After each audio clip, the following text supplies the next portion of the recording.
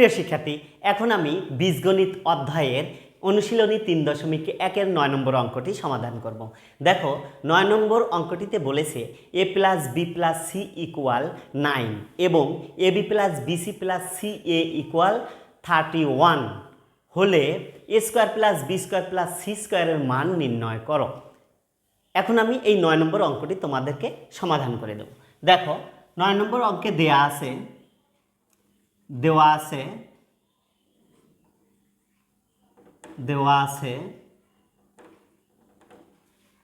a + b + c = 9 এবং ab + bc + ca দেওয়া আছে হলো 31। এই দুটো জিনিস দেয়া আছে, আমাদের মান নির্ণয় করতে হবে কত। দেখো, তাহলে আমরা এখন দিয়ে শুরু করতে পারি, যেহেতু আমাদের মান নির্ণয় করতে বলছে। তাহলে এখন a² + b² + c² এর মান নির্ণয় করতে বলেছে। দেখো, a² + b² + c² এর কিন্তু আমাদের সূত্রটা জানা আছে। সূত্রটা কি?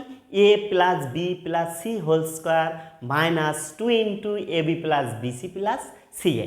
এই সূত্রটা আমরা প্রয়োগ করে দেব। দেখো, তাহলে এর সূত্র হলো কি? a + b + c² -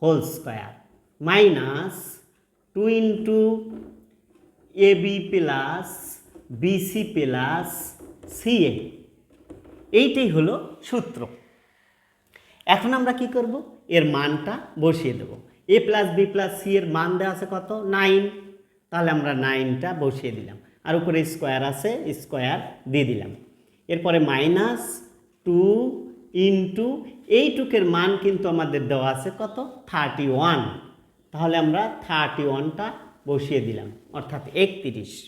এখন দেখো, তাহলে এখানে আমাদের কত হবে?